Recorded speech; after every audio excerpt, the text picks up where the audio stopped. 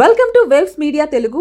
నల్లగొండలో attention diversion ద్వారా రైతులను target చేస్తున్న అంతర్రాష్ట్ర దొంగల ముఠాను 1 టౌన్ పోలీసులు అరెస్ట్ చేశారు.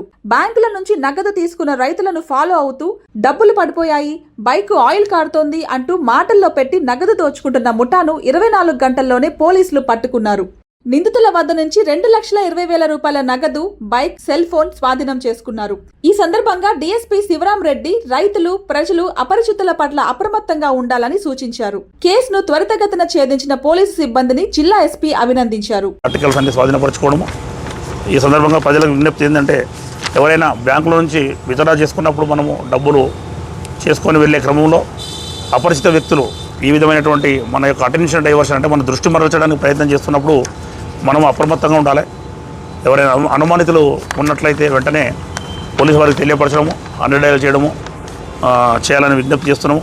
ఏదైనా మోటార్ సైకిల్ అడ్డు పెట్టినా కానీ, లేదా బ్రేక్ డౌన్ అయినట్టు నటించినా కానీ, లేదంటే మన పైన చెడు ద్రావణం చల్లి మీకేమో అంటింది తుడుచుకోండి అని చెప్పి వాళ్ళతో పాటు మన ఒకతను మాటల్లో పెడతాడు, ఇంకోతను వెళ్ళి మన దగ్గర ఉన్నటువంటి డబ్బులను అంటే బైక్లో పెట్టుకున్నటువంటి డిక్కీలో పెట్టుకున్న డబ్బులు కానీ, లేకపోతే ముందు కవర్లో పెట్టుకున్న డబ్బులు కానీ తస్కరించే అవకాశం ఉంది. కాబట్టి అప్రమత్తంగా ఉండాలని విజ్ఞప్తి చేస్తున్నా.